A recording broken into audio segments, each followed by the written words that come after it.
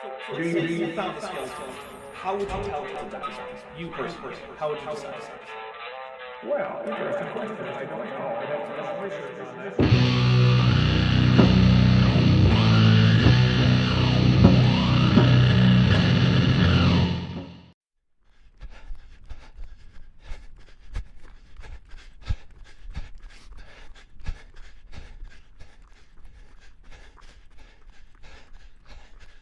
Hey there YouTube, the Dapper Dinosaur here. Today I'm here because I've had multiple requests to cover a talk by the late, not-so-great David Menton, PhD. Now normally I'm not one to pick on dead people, but given that he died of a mysterious undisclosed illness in 2021, while working for an anti-vax and anti-mask organization, well, I have very little sympathy for him. Anyway, unlike most of my videos, I actually captured the chat that was going on with this video for one important reason. I'm in it. Yep, I caught this one live when it happened, and oddly, I'm one of the very few people who has lasted this long without apparently being banned by AIG. Because even most of their supporters who I interacted with don't show up in this chat log, although some of them have changed their names. Now, this was already covered by Aaron Ra and Darren Neisch, and I think they did a great job, as expected, as this is Darren Neisch's field, but hey, I was asked, so here I am. So without further ado, let's hear from the guy who died working for anti-vaxxers. Hello, I'm David Menton. I'm a biologist here at the Creation Museum. I have a background more in human anatomy and histology, but I'm going to talk about birds today. Yep, he was a human anatomist. For the longest time, I could have sworn that he was a dentist, but that apparently is not the case, and I don't even know what got that stuck in my brain. But I feel like I've said it before, so sorry about that. But also, you'd think they could get a paleontologist or an ornithologist to talk about this, because bird anatomy isn't all that much like human anatomy, at least as far as amniotes go. You really can't talk about birds without talking about dinosaurs, it seems these days. We call it farm to fly, and one of the things we're going to address, I think very firmly, is are birds really dinosaurs? Yes, they are. Thanks for watching.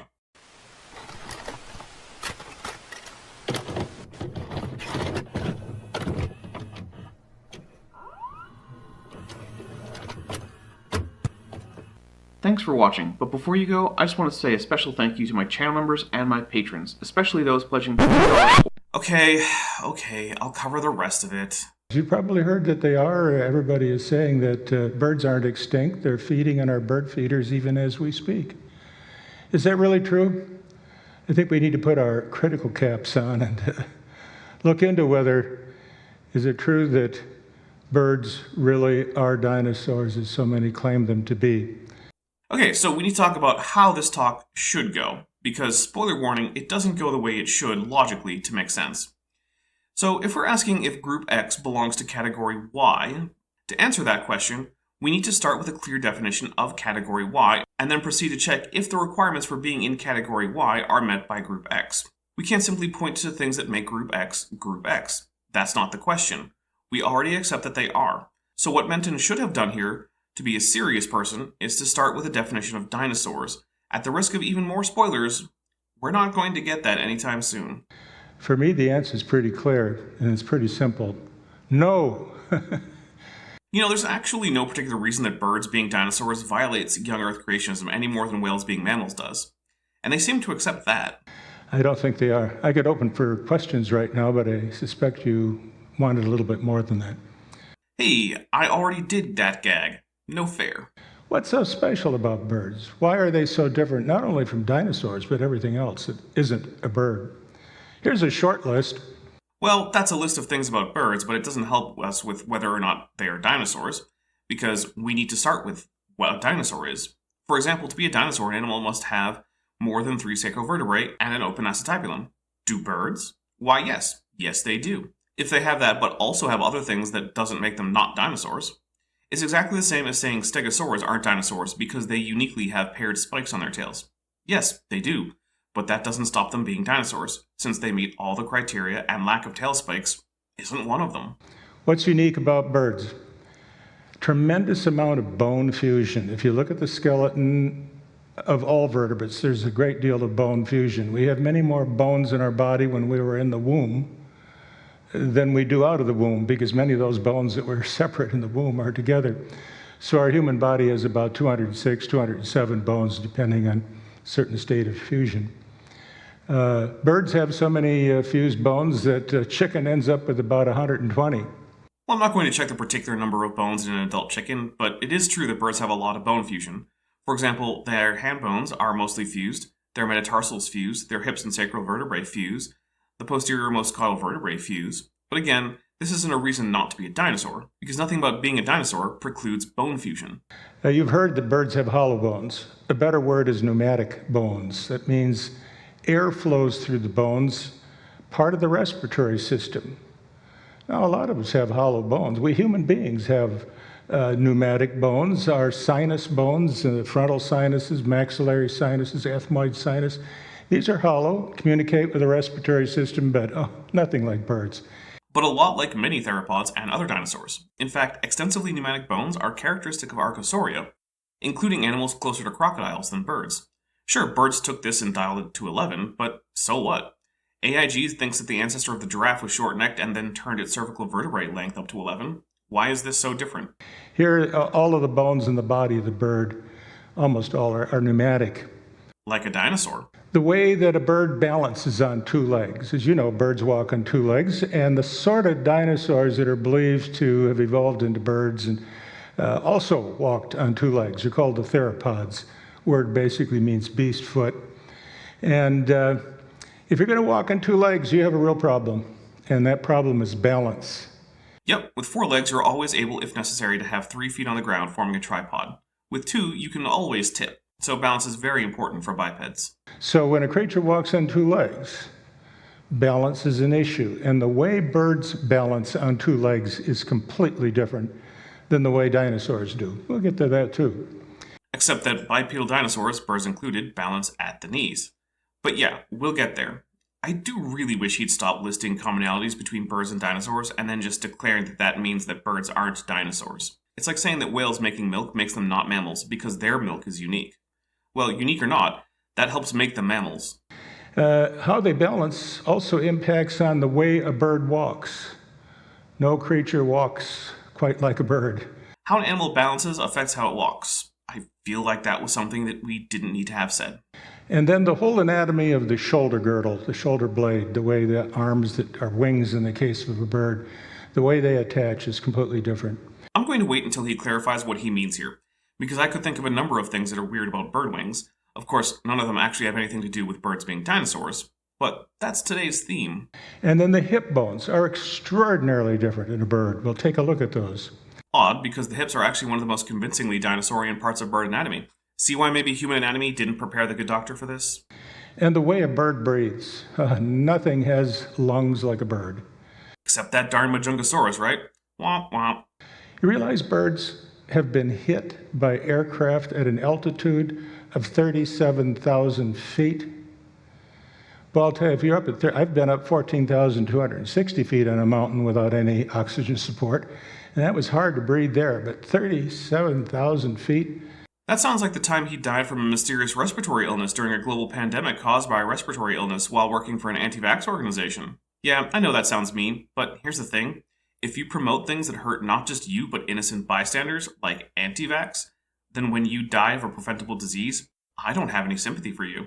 Young Earth creationism is just as dumb as Flat Earth, but just like Flat Earth on its own, it's not going to hurt anybody if someone believes it. But the problem is that once you buy into one anti-science conspiracy, you're likely to buy into more, including ones that hurt not just you, but others, like anti-vax. Anyway, yeah, birds have an impressive respiratory system, ones that are known to be basically the same in structure as those found in many theropods, including those that were not particularly bird-like. And think of it, birds have high metabolic rates, high body core temperatures, expending a lot of energy trying to keep flying with such thin air. And birds are able to do it. I got a feeling if you put up a T-Rex at 37,000 feet to tell him to puff away, he wouldn't make it. Yes, and I'm sure that if you told a rat to hold its breath for an hour and a half and swim down 2 kilometers into the ocean, it would die. But that's something sperm whales do routinely. Somehow, that doesn't mean that sperm whales aren't mammals like rats. I believe birds are the only kinds of creatures that have feathers. Cool, but he's wrong. Like, easily demonstrably wrong. This isn't an open question. Even other young Earth creationists know it's wrong. Now, a lot of people agree with me. They say dinosaurs had feathers. We'll look at an example or two of that. I'm sure that'll be fascinating. although I may bring up my own examples, probably more than one or two. And finally, the way a bird flies. There are a lot of different creatures that are very different that fly. They're flying insects and flying mammals like bats, but birds have their own way of flying.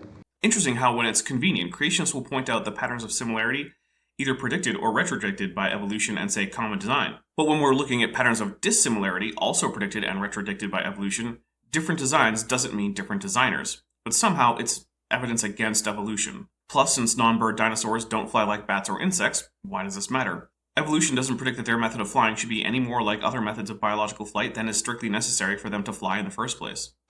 Well, let's dig in then, and I think I can emphasize how unusual birds are. Which is completely irrelevant. Birds are indeed very unusual dinosaurs, but you're comparing them to all extinct groups from the Mesozoic. But no matter how unusual they are, that doesn't make them not dinosaurs. Just like whales are highly unusual mammals, but they're still mammals. By asking a question that should be obvious, the answer should be obvious, and yet this question has plagued people down through the generations, and that question is this: do penguins have knees? Yes, they do. I have no idea how this is going to answer the question of whether they're dinosaurs. All dinosaurs had knees. Haven't you thought about that a little bit? No, I just did the smart thing and looked up what penguin skeletons look like, and lo and behold, they're basically all tetrapods. They have knees. You know, exactly what evolution says they should have if they still have functional hind limbs. I mean, where are the knees on these little rascals? Is this a knee right here? Here or here? Where are the knees? It's at the thing that actually looks like it's the crest of the penguin's hips. Well, that's a good question. I can tell you this: you've never seen the knee on a living bird. Really? Because here's a featherless chicken. It has very obvious knees. In fact, you've never seen the whole femur. That's everything from the hip to the knee on a living bird. Well, yeah, I've never vivisected a bird. I wouldn't do that. It's cruel and disgusting. I've seen the whole thigh of a bird, though. You know, in this same picture of a chicken without feathers, so that's fun. Give you a little test. Here is a ostrich, obviously, and he's a two-legged affair, and he obviously has to balance. He doesn't want to fall over frontwards or backwards. And his legs seem to be in just the right position so that there's approximately the same amount of weight forward of the legs where they come out of the body in the back. But where are the knees? Directly under the front portion of those folded wings. You're probably thinking that right about here is the knee, here and here. Nope, those are ankles. Clearly, I'm not the target audience for this talk. Well, I got news for you. That's not the knee. It's bent the wrong way, for one thing. That's the ankle. Yup. And if that's the ankle, it means everything from here to here is the foot. Also true, although that again sounds like different design, different designer for the other group of bipeds out there, humans. So did birds and humans have different designers? I'll show you where the knee actually is on an ostrich. And it's right about there where we're pointing. And the dotted line represents where the femur would be inside the bird's body. No, once again, look at this chicken without feathers. While there is skin attaching the medial end of the leg to the rest of the body, the fact is that it is outside the body wall. And further, take a look at this Psittacosaurus, which is based on an impeccably preserved fossil, and it has the same condition, despite being the least bird-like a dinosaur can be. This is yet again just a feature common in dinosaurs being used as if it means that birds aren't dinosaurs. There is no dinosaur put together, unless you just declare birds to be dinosaurs, and of course the whole debate collapses. You know, I could call my two arms legs, right? If I call my two arms legs, how many legs would I have? The answer is not 4, it's 2. Just because you call arms legs doesn't make them legs. Same with birds and dinosaurs. Okay, but to do that, we have to start out with a definition of leg. Weird how we're well into this talk and we still don't have a definition for dinosaur. Maybe it's because any definition that includes all dinosaurs but birds has to include birds unless you're just going to engage in some special pleading. So the femur is about where you see the dotted line. And instead of the bird balancing from the left end of that dotted line at the hip, the way a dinosaur or a human would, walking on 2 legs. Wrong. All dinosaurs balance at the knee, but in birds the knee has to go forward to do so because the tail is quite short. But give a bird an artificial tail, and suddenly their femurs go much more vertical, which, you know, was actually done in this hilarious experiment attaching plungers to the back of chicken butts. It balances from the knee. And it turns out this is just perfect, because what happens is the balance has been brought from way back at the back of the bird further forward by flexing those thighs up inside the body. Outside the body, but go on. And so it walks from the knee on down on its tiptoes. Ever tried walking from the knee on down on your tiptoes? No, my tail is too long, but let's think about this from a design standpoint. By doing this, the designer is basically including a mostly useless set of muscles and bones for the femur. Why not just bring the joint between the femur and the sacrum forward, allowing birds to balance just fine, while using their whole leg, enabling them to run and walk more efficiently? There's no good reason, but in evolution there is a good reason. As time went, the dinosaurs leading to birds became more and more front-heavy, what with those big flight muscles and whatnot, and the tails reduced since they added unnecessary drag. Well, since dinosaurs already balanced at the knees were brought up and forward all along the way, as a slight change in how the leg is held is much simpler than changing the whole hip structure.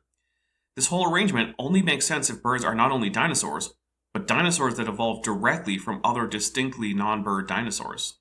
It's difficult. What you do is you get high on your tiptoes, you just walk on the toes if you're a bird. Wow. Dr. Menton figures out that if you're not a bird, doing bird things is hard. Congrats to him. It's blindingly obvious, and it also goes the other way. Birds couldn't walk upright on their whole foot. Who cares? No one cares. And by the way, the dinosaurs that walk on two legs, they walk on their toes too. In fact, your dog walks on its toes, your cat. Common. It is. It's called digitigrade, whereas humans, bears, and crocodilians are plantigrade. That is, they walk on their heels. Fun times. But it's also definitely not a reason that birds are not dinosaurs. Speaking of plantigrade, that's how most of my patrons and channel members get around. There's a join button below this video and a Patreon link in the description. If you're enjoying this and you want to support the channel even more, feel free to check those out.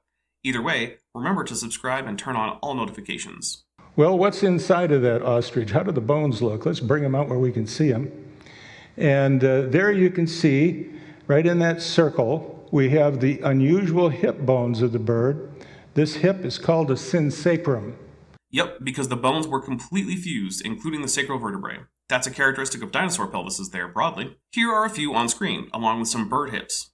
Now, bird hips are weird in their own unique ways on top of the ways they're weird in the same way as all other dinosaur hips. But again, that doesn't make them not dinosaurs. It makes them unusual dinosaurs. That means a putting together of the parts of the sacrum, a combining of parts. And in that hip bone, which is essentially one bone, are approximately 20 to 22 separate fused bones. These would include a vertebra as well as the ilium, ischium, and pubic bones. Yep, in fact, not only is the high degree of fusion in the sacrum already characteristic of dinosaurs, but so is the very high number of bones going into the fusion, nearly all of which are vertebrae. Once again, we're being told why birds are dinosaurs, and then simply being told that because they are like dinosaurs, they're not dinosaurs. We're back to whales can't be mammals because they make milk. Sorry, Answers in Genesis, but that's not how any of this works. So everything in the circle, or most of what's in the circle, is inside the body. Except that no, the femur and knee aren't in the body. They just have skin connecting them to the rest of the body in places mammals typically don't. But that was typical for dinosaurs. And we're just seeing the leg from the knee on down. Because of feather cover, not because it's tucked into the body wall. In fact, if you think about it, when you eat chicken meat, and you're going to understand chicken meat, now it'd be worth the whole show for that. The drumstick would be between the knee and the ankle. The skin goes all the way around it. But that piece of meat called the thigh, that's from up inside of the bird's body. And you'll notice the skin's on only one side of that piece of meat, the thigh. Except no, just cook a whole bird and you'll see that the thigh extends outside of the body and only has some skin connecting it to the torso. That's not what would normally be called inside the body. That's like the hind legs of a whale, where there's no evidence that they even exist from the outside, and they can't move independent of the body. But again, if you've ever cooked a whole bird, you know that not only are the thigh and knee easily visible, they can even move around. Because that whole femur, with its muscles, inside the body. No dinosaur like this at all. You have no trouble finding dinosaur knees. I'll show you a few. Already covered it. But here again, a Psittacosaurus with the same basic patagium of skin, and of course, it's easy to find the knees of both. Well, I called this lecture some years ago, when I first put it together without the dinosaurs. I called it Form to Fly, and I used that expression because ornithology lab guide that I had used in college many years ago, written by the great ornithologist Pettingill, he had pointed out that one recognizes birds because they're formed to fly. Everything about their body is optimized. Now, some birds fly in water, not in air. Check this bird out. He's only going to be up for a few seconds. Notice every part of his body is in motion. The tail, the head, individual feathers are being adjusted.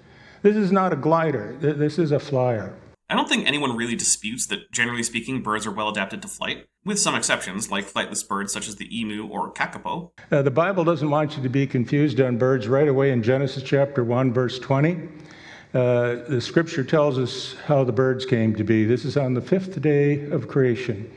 Then God said, "Let the waters abound with an abundance of living creatures, and let the birds fly above the earth across the face of the firmament of the heavens." So when you look up in the sky, what you see is what the Bible calls a firmament, and the birds seem to fly, of course, right across the face of that. So all of the flying birds, presumably the non-flying birds as well, some birds fly in water, when you think about it. It's just a different medium, the same muscles and bone specializations required. Was that whole thing about the days of Genesis just a ramble? Was there no point to it? I left it in because I figured he'd say something stupid like birds and dinosaurs were made on different days, so birds can't be dinosaurs. But instead he's just pointing out that some birds that swim use their wings while ignoring those that do not, like cormorants or grebes. Genesis 1 goes on to say in verse 21, "So God created great sea creatures and every living thing that moves with which the waters abounded according to their kind, and every winged bird according to its kind." So there are different kinds of birds. They're not all one kind. And in the Bible, that word kind comes from a Hebrew word, min. Well, mean, not min. The yod in the middle of that word helps indicate the long vowel. Min means from in Hebrew, as it does in Arabic. It's also related to the Syriac men with the same meaning, and the M prefix in Phoenician, which may have actually been pronounced min, again with the same meaning. Seriously, for someone who says that this book is the source of the only reliable knowledge, you'd think he could get the basic facts about the language it's written in right. But, oh well. Basically means all creatures that are capable of interbreeding, producing offspring. Actually, it doesn't. It just means the same thing as the English word kind, as in kinds of apples. It's a general term for a group of things that are similar. It doesn't have any definition as to say how similar. It doesn't have anything to do with breeding on its own as a word. There's no reason to think from the text that it's supposed to be some technical term. All the pseudoscientific nonsense was just created in the last century by creationists to help them get around the problem that traditionally people had always kind of assumed that a kind in Genesis was a species, but that made a problem for the Noah's Ark story. So creationists just invented the idea that it refers to much larger groups of organisms, and only representatives of the kind, not species, had to be on the ark. And then after the ark, they ironically evolved much more than evolution would allow to diversify into all extant species, and many extinct ones. But even if we grant that Genesis is true the way Menton interpreted it, and that a kind is what he says it still doesn't make birds not dinosaurs, just like whales are still mammals, even though Menton would have said that they didn't share a common ancestry with non-whale mammals. Apparently, even if Menton is broadly correct about young Earth creationism, God just happened to make organisms fit into broader categories than kind, and apparently, dinosaur is one of those categories, and so is bird. And it just so happens that the latter category fits into the former one. That's why the Lord saw to it that at least one pair of every men, a male and a female, got aboard the ark. Just like I said, thanks for having my back from beyond the grave, David. So birds are day 5 creatures. I'd say dinosaurs are day 6 creatures because they're all terrestrial. Not that they can't wade in water once in a while. Okay, but what about seals and whales?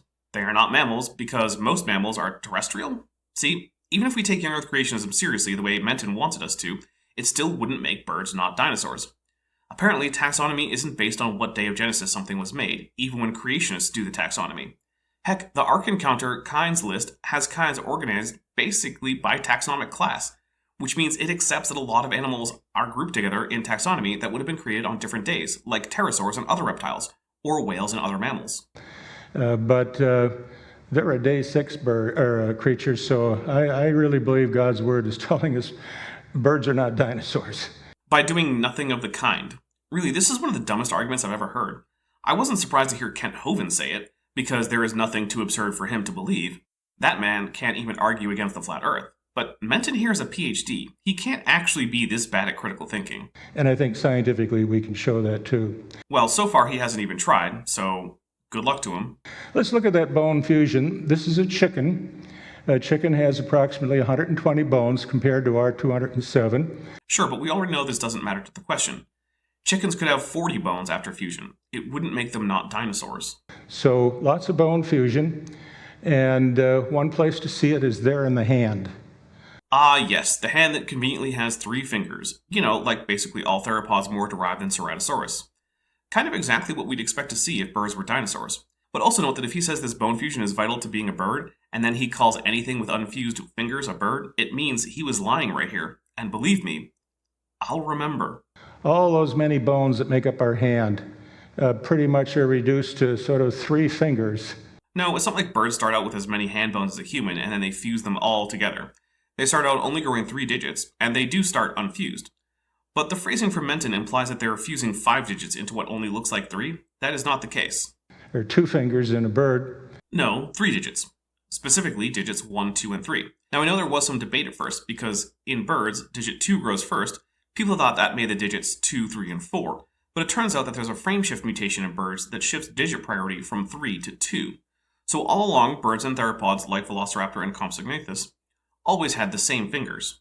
Most of the primary flight feathers are attached to the hand here. Specifically to digit 2, which is a bit odd, since that's not the digit that forms the trailing edge of the flesh part of the wing, but once again we see that it's a holdover from feathered theropods with unfused fingers who were still using their fingers for grasping and didn't really need digit 3 for flying, like Microraptor, which despite being called a bird by AIG, definitely lacks the fused fingers that Menton here seems to think are key for being a bird. The secondaries are attached to the ulna on the arm. Yep, on quill knobs, which are little bumps on the bone where the secondaries attach. Interestingly, we have known quill knobs from Velociraptor of Jurassic Park fame. Note that that's an animal without the keel or fused fingers of a bird. And there's one finger basically like a thumb in the front part of the hand, and there are feathers attached to that. It's not like a thumb. It's literally the distalmost part of the first digit, so it is a thumb. That's called the allula. And when that thumb moves forward, it creates a slot between the rest of the wing. And that slot's just like the slot you see on the wing of an airplane when it lands. It opens a slot in the front. Or you look at a sailboat, you see the jib and the mainsail. There's a slot that allows the air to come through. That increases the speed of the sailboat or reduces the stalling speed of an aircraft. So birds using the same principles we're using in aircraft. Yep, Dr. Menton was right about what the allula does, but it's also not present in all the things he wants to call a bird. It certainly was not an Archaeopteryx. Let's look at some of the other bones. The arm, or the wing of the bird, apart from the hand, looks pretty standard. We have a radius and an ulna there, just like we have the 2 bones in our arm. Hey, this is for raw Matt in the back. 2 bones in the lower arm is a trait common to all tetrapods, humans and other apes included. Don't take my word for it. Believe Dr. Menton, so that way you won't be so boneheaded in the future. And then we have the humerus. And the interesting thing is the secondary feathers are only on the ulna, from wrist to the secondary flight feathers, from wrist to elbow. There are no feathers attached to the humerus.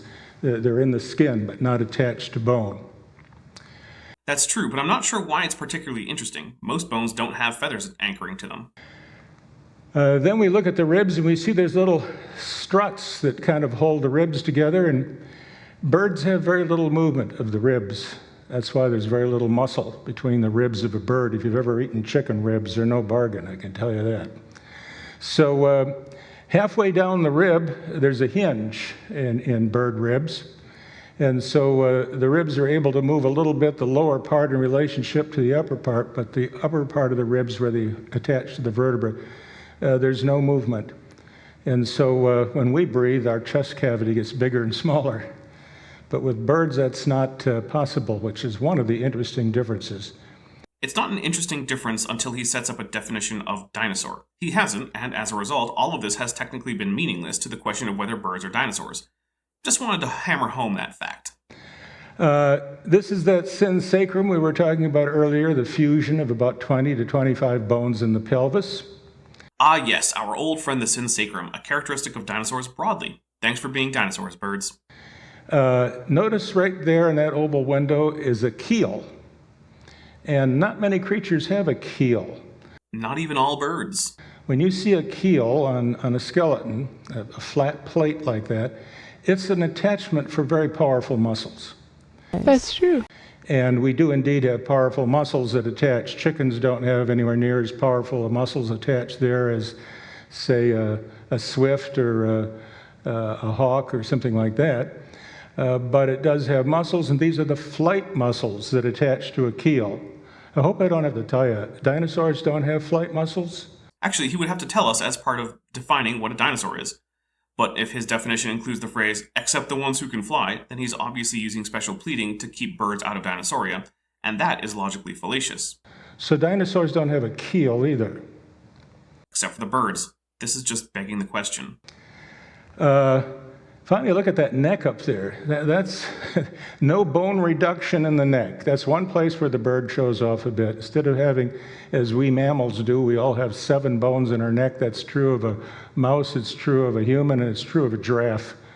If you're a mammal, that is, if you have hair, mammary glands, you have 7 bones in your neck. Nice that we can get a definition of mammals and no definition of dinosaurs in a talk about dinosaurs. And yeah, lots of cervical vertebrae is a trait all over Dinosauria too. Another commonality.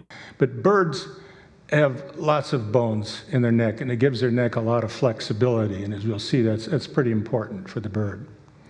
And for other dinosaurs too. And then finally, those wonderful legs on the bird. You can see from the hip all the way down to the toes. And the whole femur, the part that attaches to the hip, has brought the balance point far enough forward so the bird balances front to back. Yep, at the knees, like all dinosaurs. So instead of balancing from this spot right here, like a human, but unlike a dinosaur. The way a dinosaur would at the hip, the way we balance at the hip, birds balance at this point down here, the knee. No. That's unique to birds. I know of no other creature that's quite like that. That's because he never bothered to learn about dinosaurs, and apparently is just pretending that they're basically humans for some godforsaken reason. Well, here's a chicken skeleton. It's one that I have, that we demonstrate here at the museum. And you can see many of the things we just talked about. We can see that femur that runs from there to the knee, and the balance of this bird takes place from the knee. Behind that is the keel. We see a wishbone out in front here. Neat. Hey, look. This is a Tyrannosaurus Rex wishbone. Fun times. Let's see if we can point to that wishbone. Right here is the wishbone. That goes up to the shoulders. And then underneath, there's 2 very robust bones. We'll show you those bones in another picture right in here that are called the coracoids. Now, while practically all vertebrates have bones called coracoids, only birds have the avian type of coracoid. So once again, we've identified something unique to modern birds, but since noting that a group of dinosaurs is unique doesn't make them not dinosaurs, it still doesn't help. Seriously, this whole talk so far, as wrong as much of it has been, hasn't provided a single reason that birds aren't dinosaurs. And because we've already been going long enough, I think it's time for a break. We'll pick up next time with what I can only say will be more of the same. If you liked this video, make sure you hit the like button and tell me what you thought in the comments. If you didn't like it, hit dislike and tell me what you didn't like in the comments. Either way, I hope you subscribe and turn on all notifications so you're always notified when I have new content. I'm the Dapper Dinosaur.